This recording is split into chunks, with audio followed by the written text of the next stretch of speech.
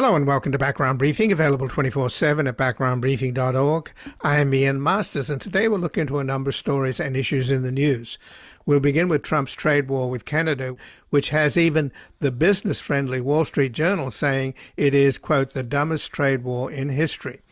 Joining us from Canada is Stephen Marche, a novelist and culture writer whose recent books include The Next Civil War, Dispatches from the American Future, and The Last Election, co-authored with Andrew Yang. The host of the podcast Gloves Off, he has an article at the New York Times we will discuss, America Came for Canada, We Said No.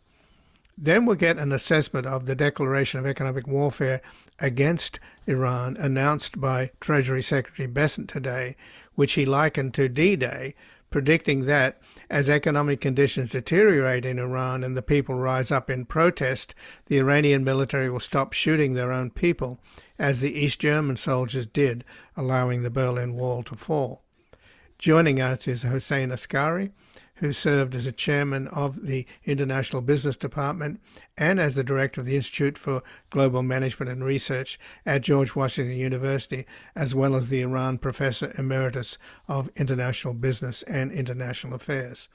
He served for 2.5 years on the executive board of the International Monetary Fund, was a special advisor to the Minister of Finance of Saudi Arabia. During 1990 to 1991, he was asked by the governments of Iran and Saudi Arabia to act as an intermediary to restore diplomatic relations, and in 1992 was asked by the Emir of Kuwait to mediate with Iran. Then finally we'll speak with Gil Duran, a San Francisco journalist who previously served as editorial page editor of the Sacramento Bee and the San Francisco Examiner. Now an independent journalist, he currently writes the Frame Lab as well as the Reich newsletters and regularly contributes to the San Francisco Chronicle and other publications. He served as press secretary and advisor for Governor Jerry Brown, Senator Dianne Feinstein, and Kamala Harris, and we'll discuss his new book, just out, The Reich, Silicon Valley, Fascism, and the War on Democracy. And before we begin, for over a decade we have warned that Trump is both a criminal and likely a traitor, not to mention he's mentally unstable, egomaniacal, woefully ignorant, wildly incompetent, insatiably greedy, and spectacularly corrupt. Now it should be clear to all that Trump is doing everything he can to rig the next election and end American democracy as we know it.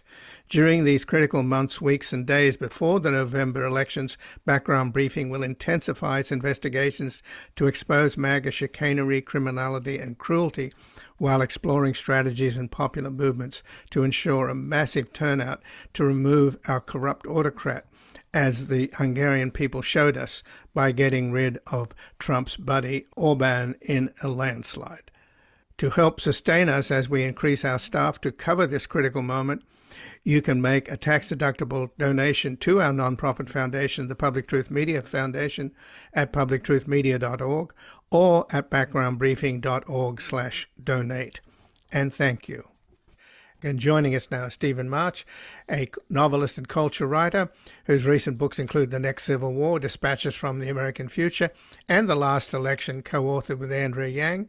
He's the host of the podcast Gloves Off, and he has an article at the New York Times, America Came for Canada, We Said No.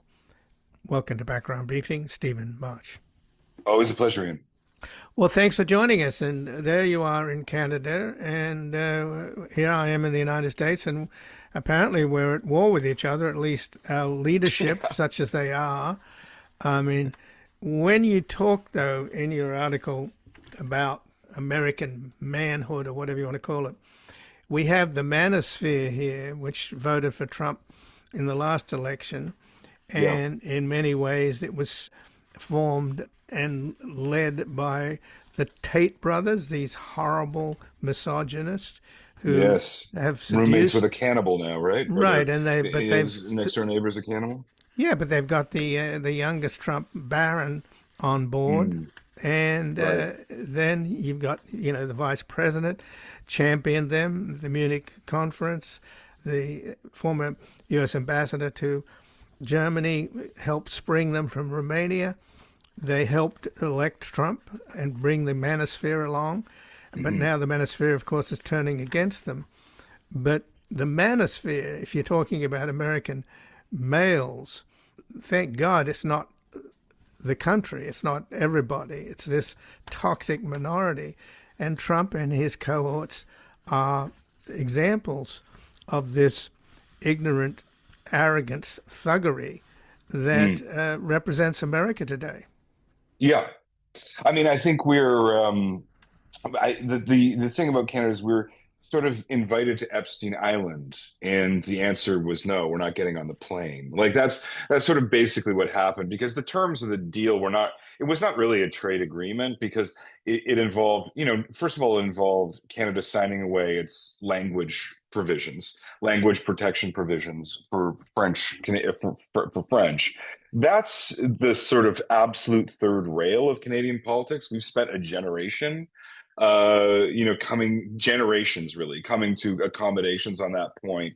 And the idea that it would be something that we would trade is just so ignorant as to be almost incredible.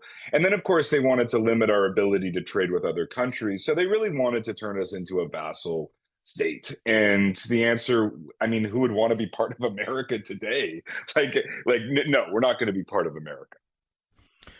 Well, the good news is these ignorant, arrogant thugs are shooting themselves in the foot, because today, of course, Trump said that Canada is among the worst nations in the world to deal with. And that was echoed by his Vice President Vance, who is in Maine trying to rescue Senator Susan Collins. Vance says that Canada has one of the worst trade policies. And what happens is Senator Collins, who he's trying to rescue, turns around and says a trade war with Canada is a terrible idea.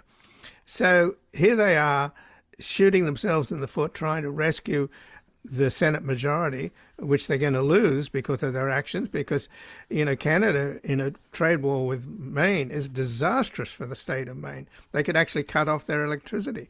So even the former Vice President Pence said today that a trade war with Canada is a terrible idea and that we should be negotiating. We should go for negotiation, not confrontation.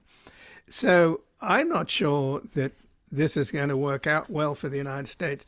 And by the way, in his press conference today, the Treasury Secretary, Scott Bessent, in announcing his D-Day economic war on Iran, was asked about what's happening with Canada. And he blamed it all on Prime Minister Carney wanting to engage in partisan politics by Trump bashing to shore up his credentials with the Liberal Party, and dismissed it all as a political ploy, which, of course, is hardly the case. Yeah, well, I mean, it is political in this sense that if he'd come to that agreement, he would have been, automatically unelectable and probably dismissed from his own party within a few days, really. The Canadian people we're not trading away our language rights and our other rights for any amount of money at all. And I mean, the Vance and Bessents of this world, I mean, they're just Trump's little hookers. They say whatever he wants. They're trying to please him. Nothing that they say is ever connected to reality. I mean, because Trump himself is disconnected from reality. I mean, here's what America has done in this past month. It has asked its own people, how much are you willing to suffer to hurt Canada?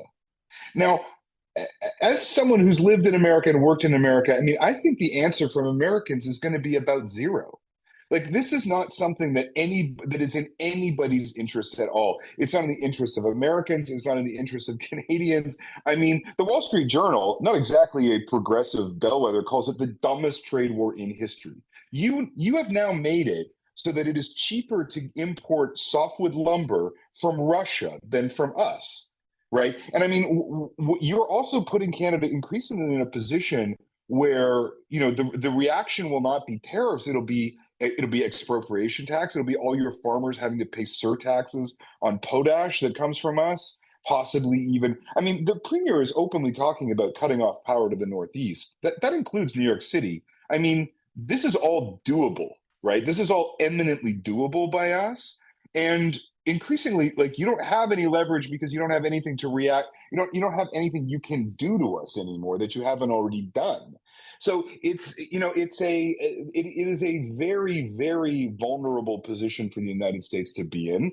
The new tariffs that Trump announced are to go into effect January 2027. So he has backed down. Like he is not doing tit for tat. He's waiting until the election. This is a disaster for America because it's one of the most stupid policy decisions ever undertaken by an American administration. I would go that far. So let's talk about your article at the New York Times today, America Came for Canada, We Said No, where you talk about manliness. Of course, Trump and his family are all deep in the manosphere, as toxic as it is.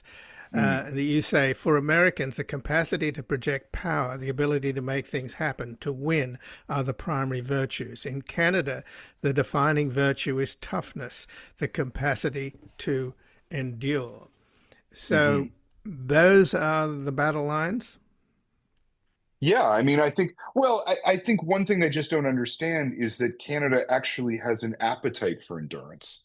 Like we've been enduring our whole existence. Like if you are here in February, you have endured things.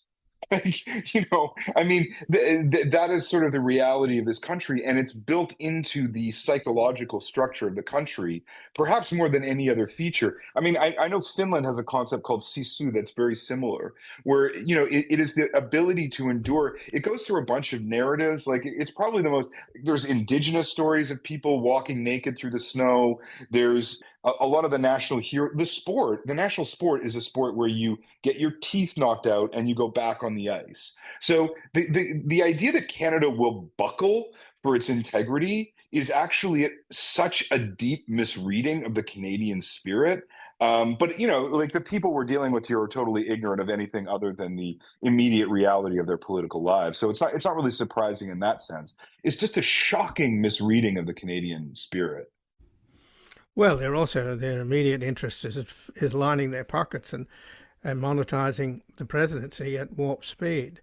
So Yeah, this this is is Epstein Island stuff. This is what it is. It's like we'll give you a little money, but come and be ours, right? And we'll do what we want with you. That's what this was, right? And we said no, and it doesn't matter how much pain you're going to put us in. No. right, but there's also the culture wars aspect of it, where how dare you have bilingualism? You can't have Oh people yeah, speaking yeah. you can't have people speaking Spanish here in the United States.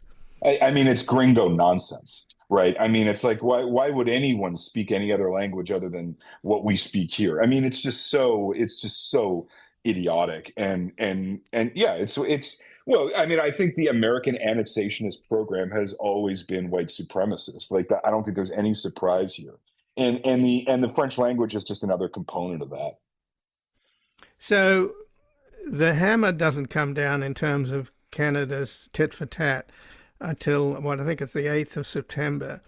Yeah. So is there any possibility in this 2-week interregnum that this madness can be stopped? Well, I mean, waiting around for the American madness to stop is a fool's game, right? I mean, like, if history is any guide, it'll just get worse. I mean, he could chicken out, I suppose, but it doesn't really matter. The reason Canada had CUSMA in the first place, the reason that we had these free trade agreements, was to give businesses here a chance to have access to American markets with stability across the border. That was the whole principle of it. And that's gone. In fact, to be accurate about it, it's been gone for 10 years because the American border, first of all, the American market is unstable. It's reaching these levels of debt, and these bond valuations are starting to get really pretty scary. And no one when it's going to cost 7% to borrow money for a mortgage as a baseline. I mean, this is not going to end well if history is any guide. But also the fact that like America is just inherently unstable. I mean, you've been having me on your show for like how many years now? 6, 7 years, talking about the next civil war, talking about those, these, and all of it has come true, right? The instability only increases, and so the idea that we're going to have this setup where our businesses build to sell to America, like that border is going to be unstable for the foreseeable future. Why even bother having these trade negotiations? And as Carney said, also, especially when their agreements are written in pencil, right? They don't mean what they say, right? The word of a Trump administration official is not worth anything. So why bother making agreements in the first place? Right. Well, Carney also said, we've recognized from the start that America has changed. Boy, is that an understatement. Yeah, I mean, America has changed. Well, and it's also, I mean, not to put too fine a point, it continues to change, right? I think one of the things we always think during this period is like, well, the worst is past. I see no evidence for that. Like, I think it's quite possible that the worst is just about to get started. So, to come to some kind of agreement on at this point in history is just pure folly. And no one, who would we be making an agreement with? And what do they stand for? Who knows? No one can say. So it's best to just take your lumps right away. Take your lumps right away. Figure out a way to sell all the potash in the country to China, stranding the American farmer. Obviously buy as little of American product as you can, and the real business, which is the actual hard bit, which is disentangling from American tech, which will require working with the Europeans to get rid of Microsoft and Google and Visa, get all of these companies out of Canada. This is going to take a while, but we're underway. It is starting to happen. Well, Stephen Marche, I thank you very much for joining us here today. Pleasure. Thank you, Stephen. And again, I've been speaking with Stephen Marche, who's a novelist and culture writer whose recent books include The Next Civil War, Dispatches from the American Future, and The Last Election, co-authored with Andrew Yang. He's the host of the podcast Gloves Off, and he has an article at the New York Times, America Came for Canada, We Said No. We're going to take a brief station break. We're back with an assessment of the declaration of economic warfare against Iran announced today by Treasury Secretary Bessent, which he likened to D-Day, predicting that as economic conditions deteriorate in Iran and the people rise up in protest, the Iranian military will stop shooting their own people, just as the East German soldiers did, allowing the Berlin Wall to fall. Acadian driftwood, gypsy tailwind, they call my home the land of snow. Canadian cold front rolling in. What a way to ride, oh, what a way to go.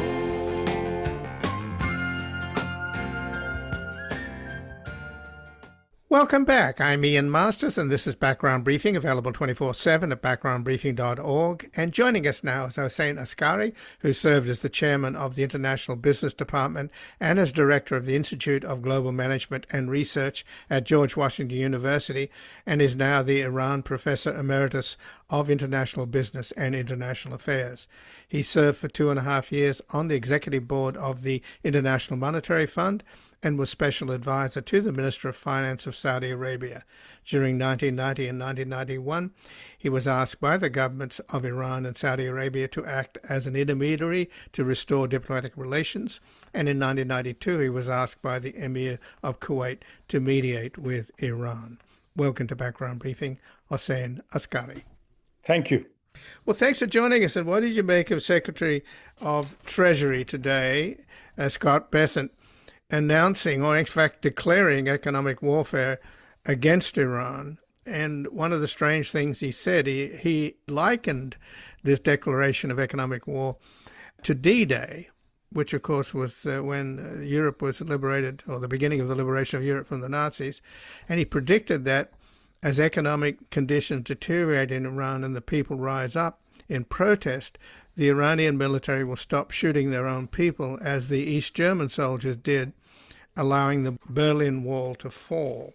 So how do you see those predictions working out? I think they're largely delusional. Let me tell you that I think that the government of Iran, I would totally agree, is oppressive. It has made a lot of mistakes, but it's not exactly the way that it is described in the West. They say that Iran has killed, or they've killed, I think they say over 40,000 people in the streets. That is not truth. It's more like 8,000. They say that the people are going to rise up. Well, I haven't seen it. They did once in 2007, 2008, and the government harshly cracked down on them, which was wrong.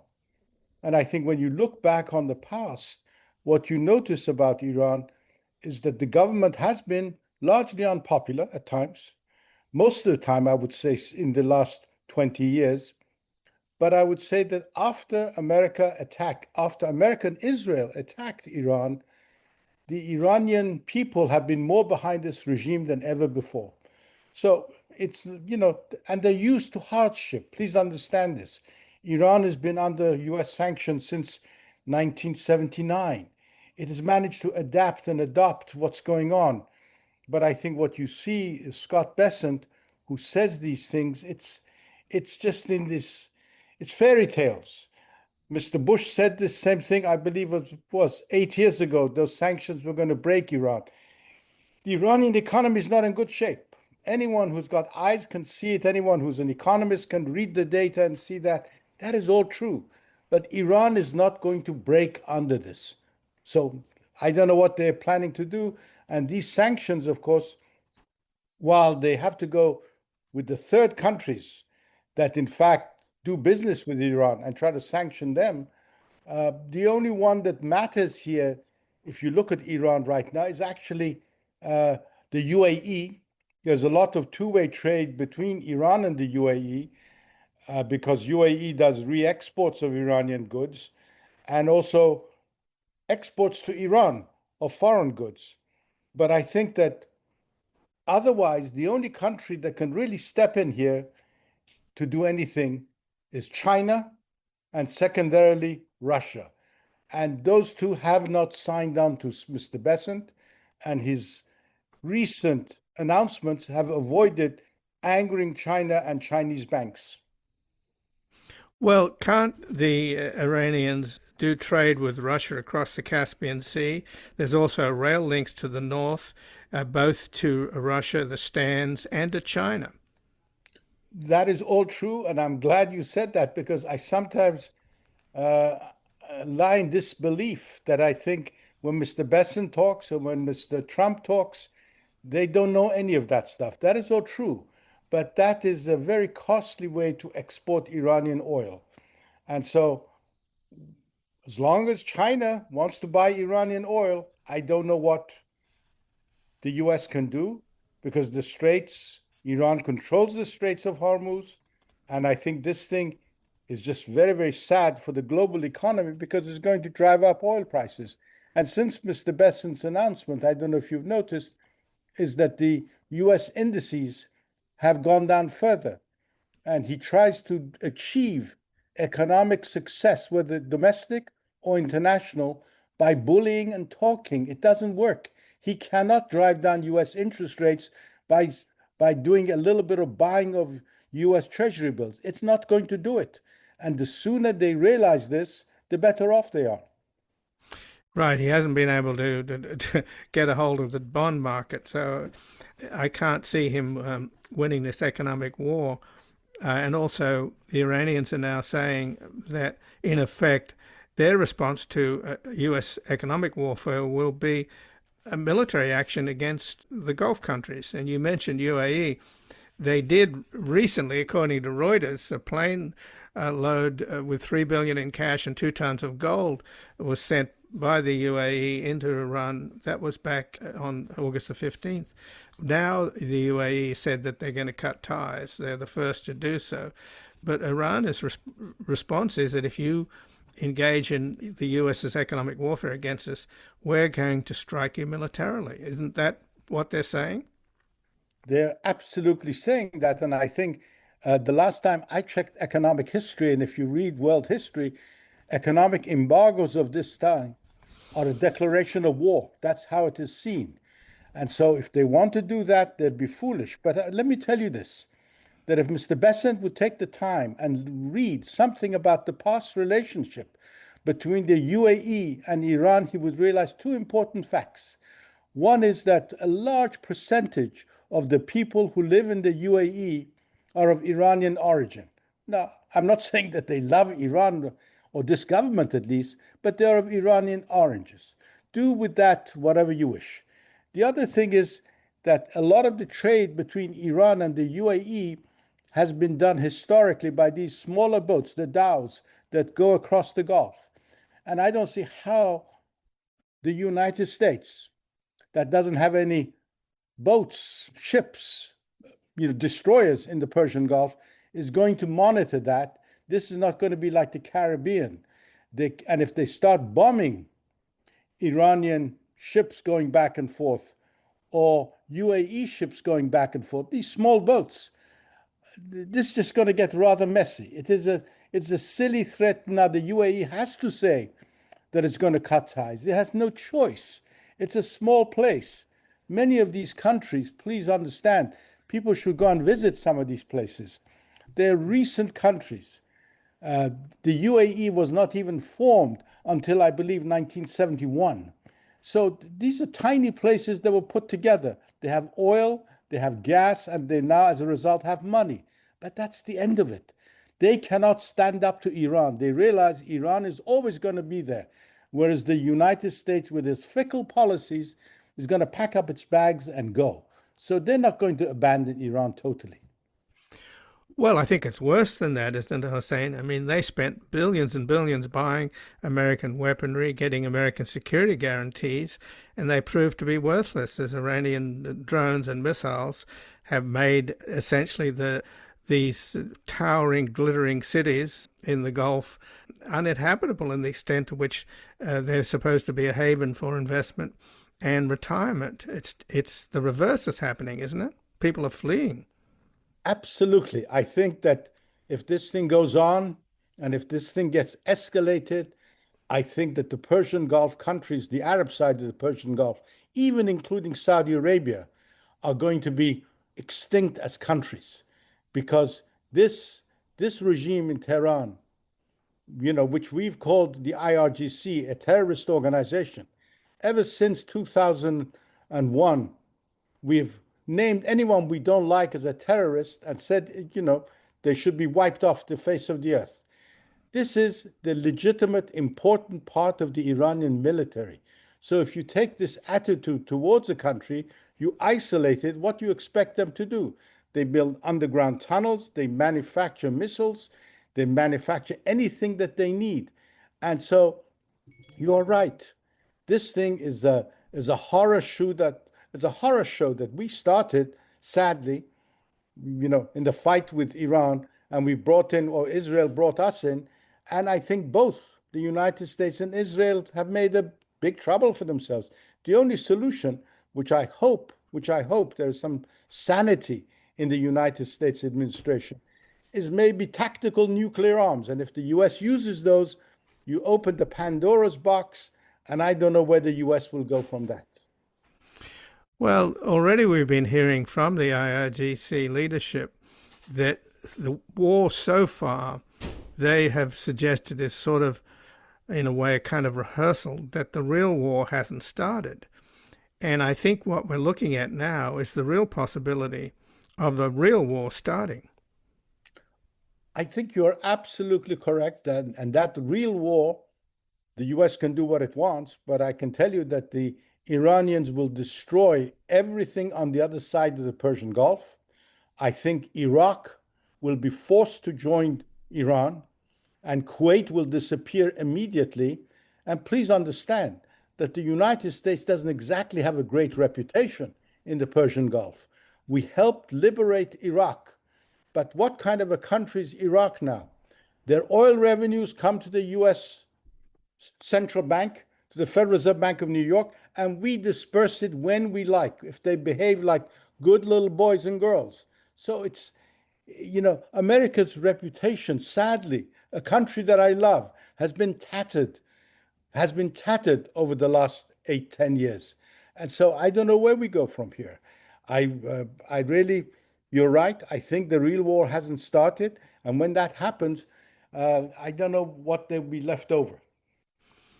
Well, I find it sort of sadly ironic, Hossein, that the Democratic Party and its leadership and candidates failed to stop Trump twice, both in 2016 and in 2024. And ironically, it looks as if the only people that are going to stop Trump is this Iranian regime, which is deeply ironical, given that he and Netanyahu declared war on them and killed their top leadership. And now you have the son of the martyred supreme leader who lost his father, mother, and children on that first day of that war, which was supposed to liberate Iran. But as you pointed out earlier in this conversation, the opposite is happening, that people have rallied around the flag and they support this government more than they ever did. As bad as it is, nevertheless, when you start bombing people, they don't exactly like you. So it's deeply ironic. But at the end of the day, Trump is a global menace. And I think slowly the American people are waking up to that, even his own supporters. Am I allowed to be a little optimistic here? Sure, go ahead. It's always nice to have some little optimism, because if I may just insert something, we're picking on all of our allies, like Canada. It is insane what we're doing with Canada. Europe, it's insane what we're doing with Europe. South Korea. So we have no friends left in the world. And so we want to enforce these sanctions when we've lost all our friends. I don't know how we do it. Well, but maybe Trump's working for Putin, because Putin's certainly going to win out over this, isn't he? He's going to be the main conduit for trade with Iran. Well, Putin, and also I believe China. I think China is going to become the global hegemon within 10 years. And I think we in the United States should be realistic that when we've had a unipolar world, the country at that pole, when it begins to wane, it has to realize that it has to give way as opposed to fight it. And because if we fight it, we're going to make it much worse. But I agree with you that Russia and China are going to be the main beneficiaries. And I think in the end, if I can be optimistic, my heart cries out for the people in the whole Middle East. But I think in the end, Iran will be a victor. It will arise from all the harshness that it has had to face. Please understand, I have to say this, that since 1953, when they overthrew the Mohammad Mossadegh government, the legitimate government of Iran, by the CIA and MI6, what we have seen in this world has been a picking on this administration. Iran had a revolution, which is their right. They should have a revolution if they want. But once they had that, we decided we were going to not allow this country to get back on its feet with sanctions. Then we encouraged Iraq to enter the war in the Iran-Iraq war. We gave, along with Germany, banned chemical weapons to the Iraqis to kill Iranians. There were tens of thousands of Iranians on oxygen masks inside Iran. I've seen that. And of course, Saddam Hussein, being very much a hero, he laid the dead bodies of Iranians in the Fao Peninsula in the south so his tanks could go over them. All of these things have left a bad memory in people's minds. And I hope America realizes that.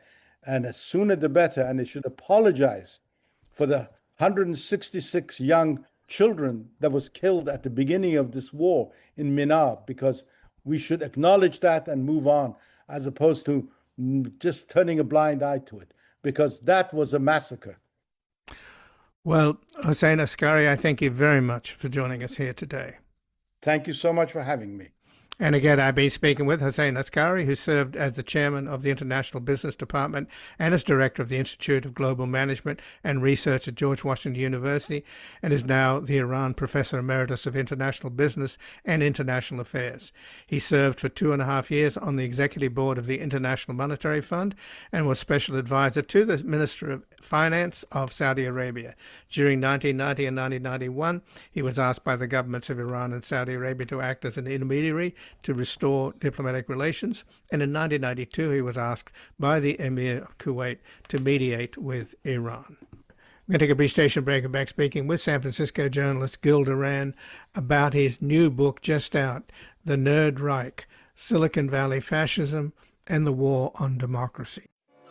There is nothing quite as wonderful as money, money, money. There is nothing like a newly minted pound. Money, money, money, money. Everyone must hanker for the butchness of a banker. It's accountancy that makes the world go round, round, round, round. You can keep your Marxist ways, for it's only just a phase. Money, money, money makes the world go round. Money, money, money, money, money, money, money, money. Welcome back. I'm Ian Masters, and this is Background Briefing, available 24/7 at backgroundbriefing.org. And joining us now is Gil Duran, a San Francisco journalist who previously served as editorial page editor of the Sacramento Bee and the San Francisco Examiner. Now he's an independent journalist and currently writes the Frame Lab as well as the Reich newsletters on Substack, and regularly contributes to the San Francisco Chronicle and other publications. He served as a press secretary and advisor to Governor Jerry Brown, Senator Dianne Feinstein, and Kamala Harris. And his new book just out is The Reich, Silicon Valley Fascism and the War on Democracy. Welcome to Background Briefing, Gil Duran. Thanks for having me. Well, thanks for joining us. And your book is urgently needed and most welcome, because the Silicon Valley titans, the techno-fascists, the world's richest men, as you point out, are building a new political order. They have their protege, J.D. Vance, waiting in the wings, and Trump is clearly losing it. And before long, we may well have a President Vance who will get on-the-job training before 2028. So do you share the realization of that possibility, Gil?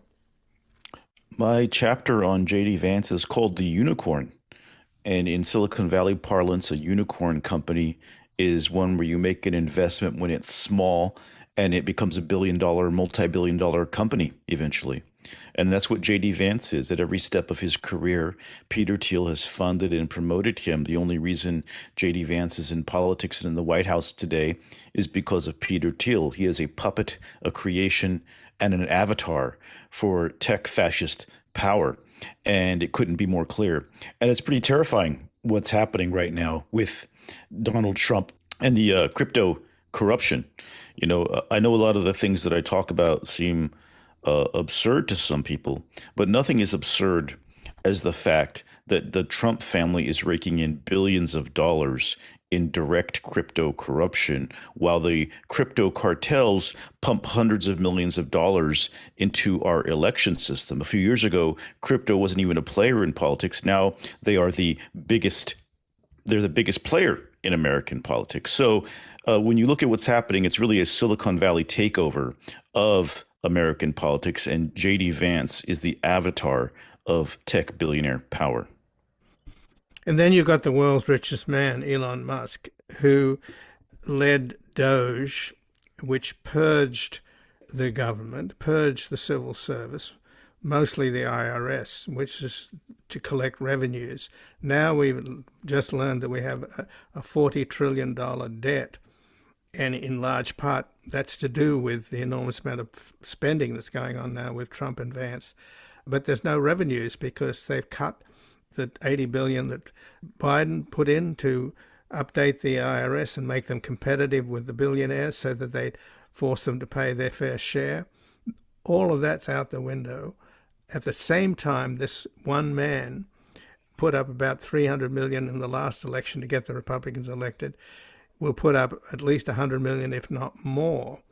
So isn't that pretty extraordinary that you reduce the government's ability to collect taxes from you and your billionaire buddies, and then you take that surplus that you have and invest it back into politics and make sure that the people that you elect are your whores and hirelings who'll do your bidding.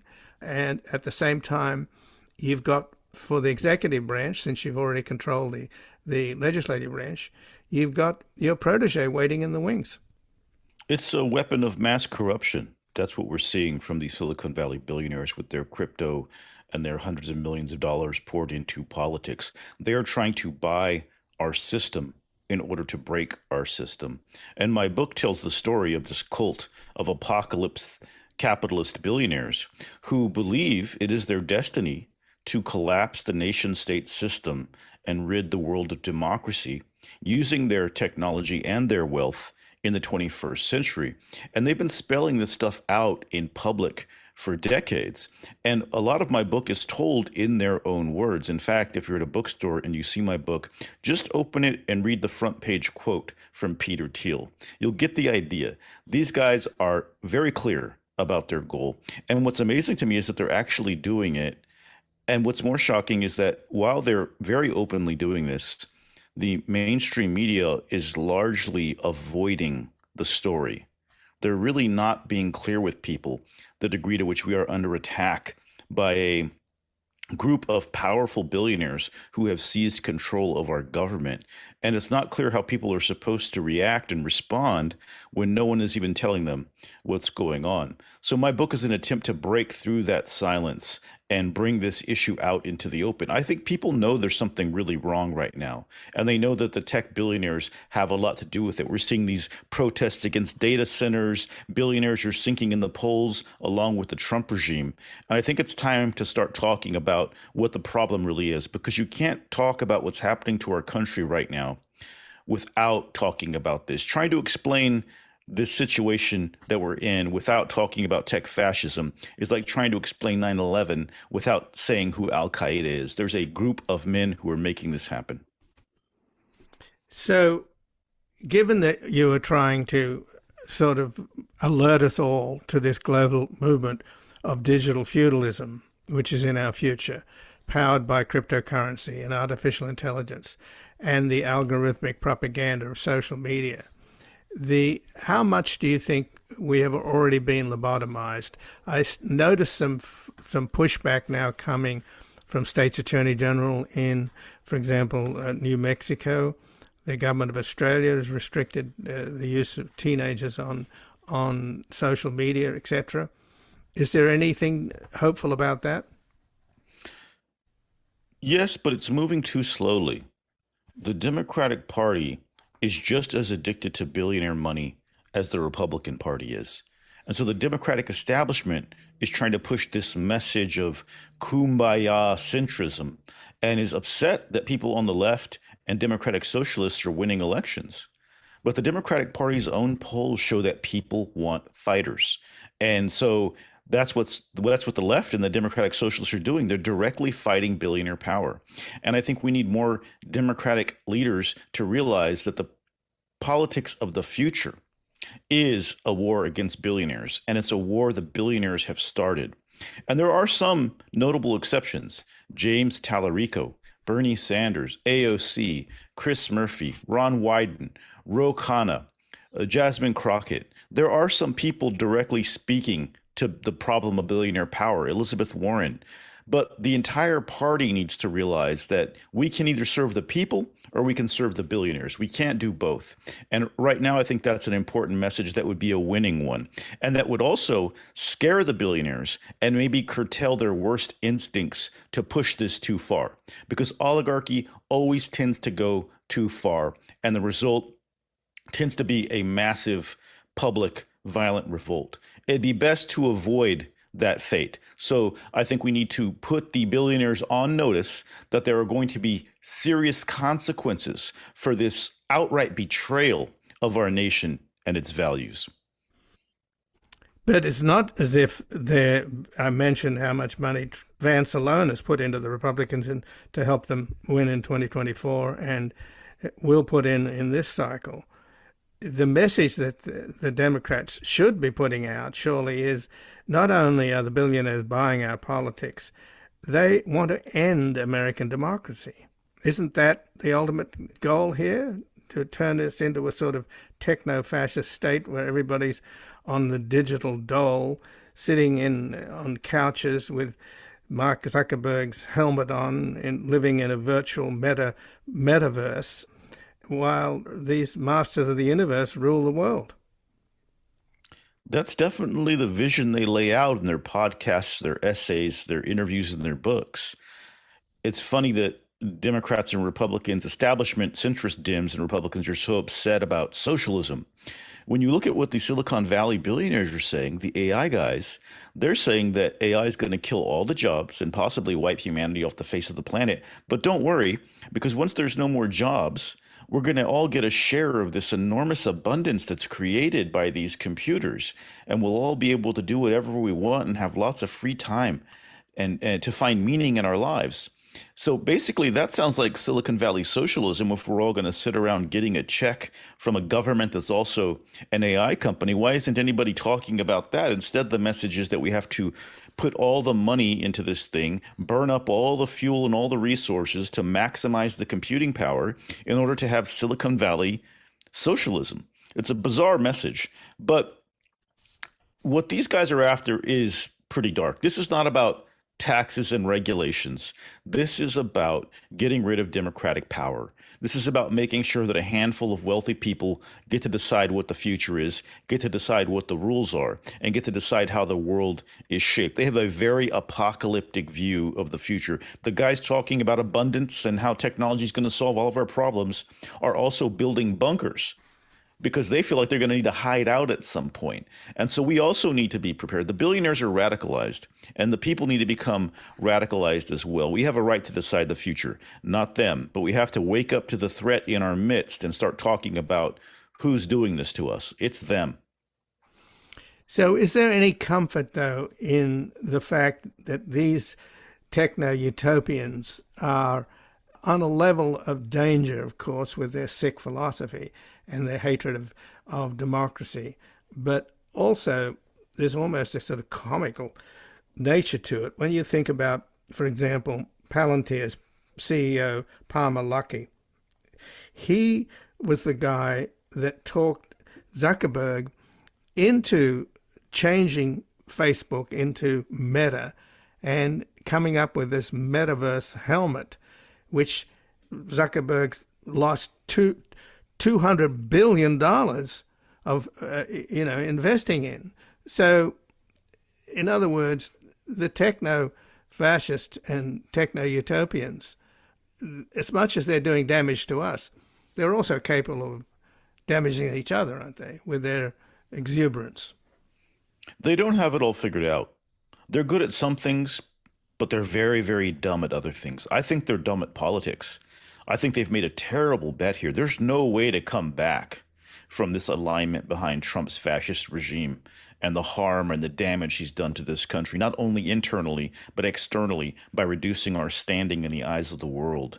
And these people who have been celebrated as geniuses for decades have been revealed as idiots, craven, greedy, evil idiots.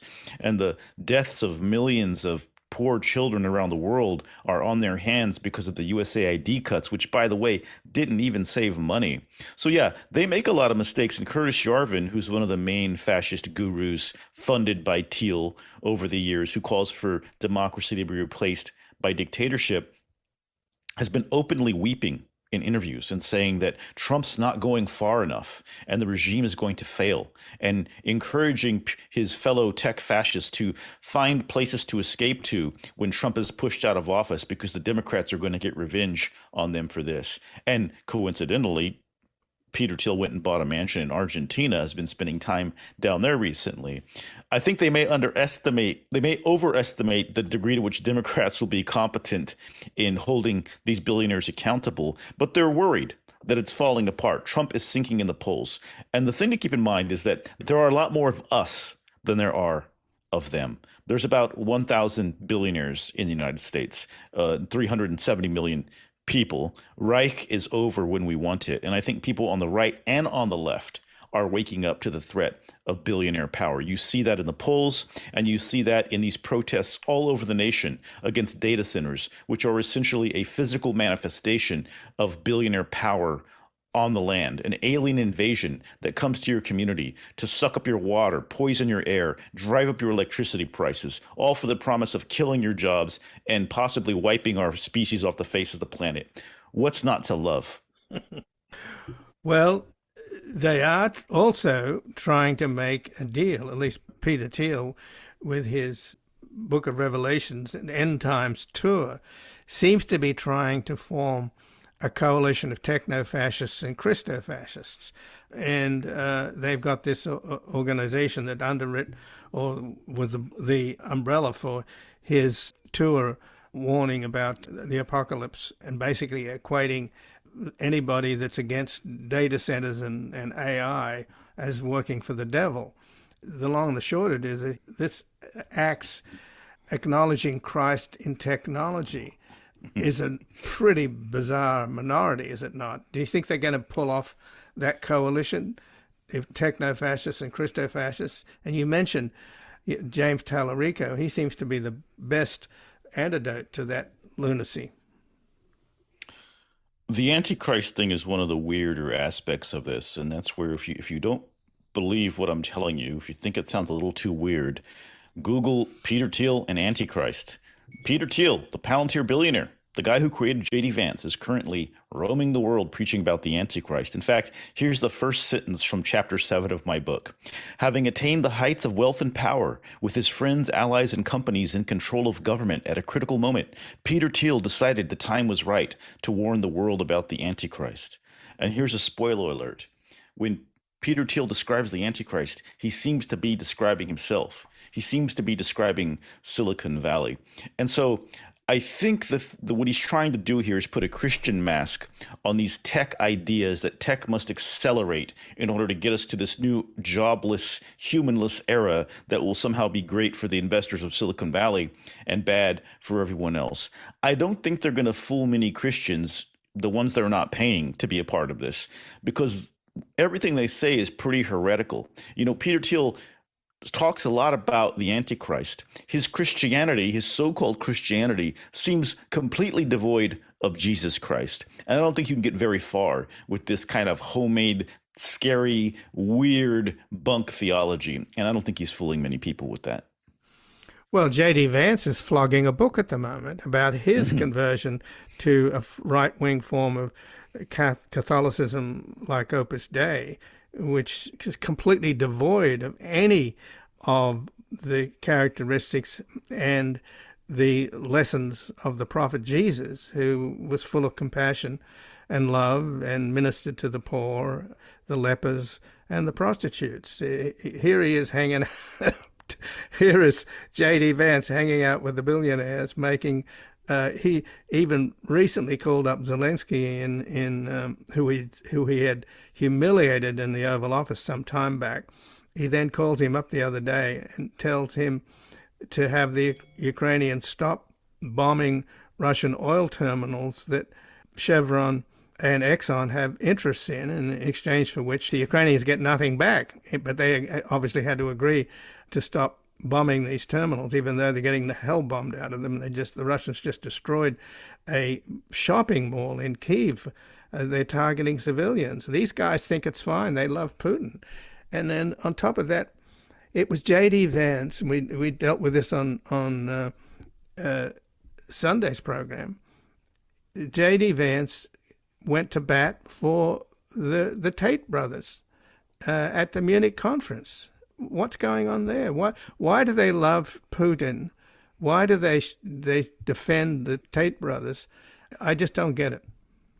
J.D. Vance is a dangerous radical extremist who is now a heartbeat away from the presidency. He has terrible judgment and is clearly taking orders from dark forces behind the scenes, making terrible errors that no politician would ever want to make. You're trying to run for president in the future, and you're teaming up with these accused rapists who are now behind bars, these serial abusers of women. It's just shocking, the degree to which they don't care anymore about anything except what their billionaire masters care about. And I think that we see this radicalization seeping throughout the Republican Party under Trump. It's not even the Republican Party anymore. It's the MAGA Party. And J.D. Vance is a guy who was a never Trump guy. He said that Donald Trump was cultural heroin, an opioid of the masses, a very bad man, and most notably, America's Hitler. And apparently he meant that as a compliment, because now he's Donald Trump's chief attack dog and number one fan and vice president. So this is a guy who is soulless and amoral and just a heat-seeking missile for power and influence. And that should send a chill down the spine of every American and really everybody who believes in democracy. Right, but he's a guy that proclaims to be, in effect, a born-again Christian. And what is Christian? I don't believe that for one moment. And I think I read his book. His book is about Peter Thiel. It doesn't really say that. But the ideas that he claims have converted him to Catholicism are all from Thiel, who he largely erases from the book, though he does say that it was Thiel who inspired him to become a Catholic, which is strange because Thiel is not a Catholic. And apparently J.D. Vance became a Catholic in order to argue against popes, which is someone who was born into the Catholic Church is famously something you kind of don't do as a Catholic. But I would say that J.D. Vance does not serve God. J.D. Vance serves Peter Thiel, and he's just pretending to do otherwise. But he's obviously reflecting the cruelty of all of these people in this administration, particularly what they're doing to immigrants in this country. And it's not just cruelty, it's cruelty from which these bottom feeders are profiting because they're making life so miserable for the people they round up in this Nazi kind of way. They make money out of it, and they basically make life so difficult and so hideous inside these for-profit prisons that people will self-deport. It is a policy of deliberate cruelty. And here's this guy that's supposed to be a Christian saying that the Haitians eat cats and dogs, and now they're putting ankle bracelets on and deporting these poor Haitians to a country that's a failed state run by a bunch of murderous gangs. How cruel is that? Yeah, well, this is the rise of Silicon Valley anti-Christianity. That's why Peter Thiel can't stop talking about the Antichrist, perhaps, because of his protege being a heartbeat away from having the nuclear briefcase and power over a significant part of the world. That's why I can't. I saw one review that said it's not polite to question someone's religious conversion. I don't care if it's polite. J.D. Vance is not a Christian. He's wearing a Christian mask.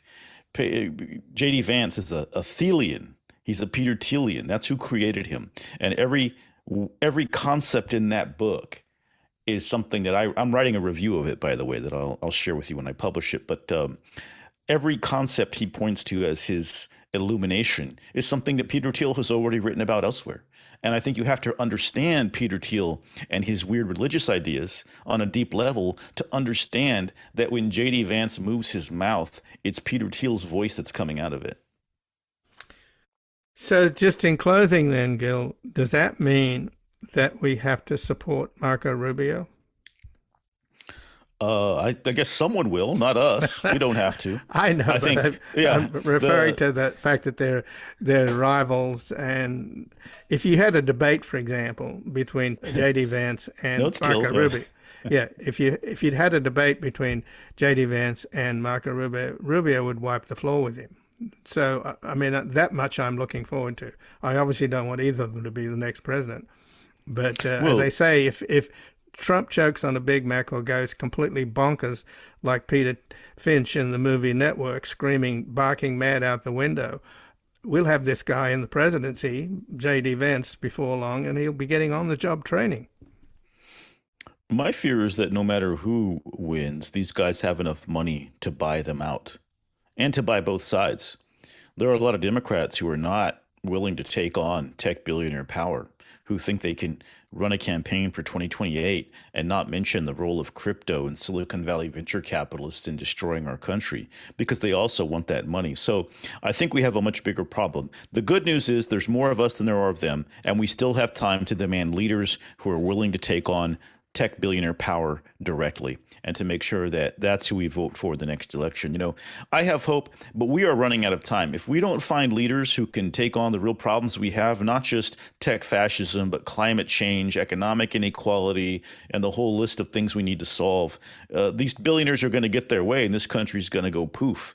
So we need to get real. Don't trust anybody who's taking crypto, and don't trust anybody who has nothing to say, looking at you, Gavin Newsom, about the rise of tech fascism in America. Well, Gil Duran, I thank you very much for joining us here today. Thank you.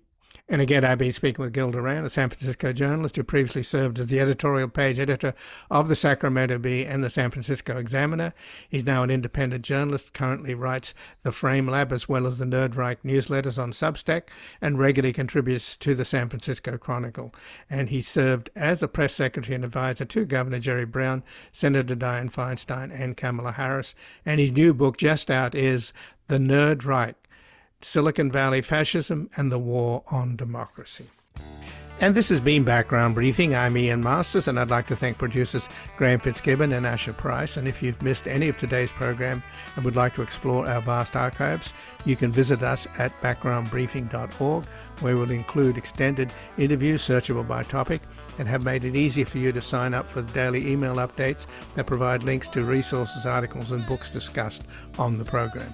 Also, you can find links there to subscribe wherever you get your podcasts, and we highly encourage your ratings and reviews on these platforms.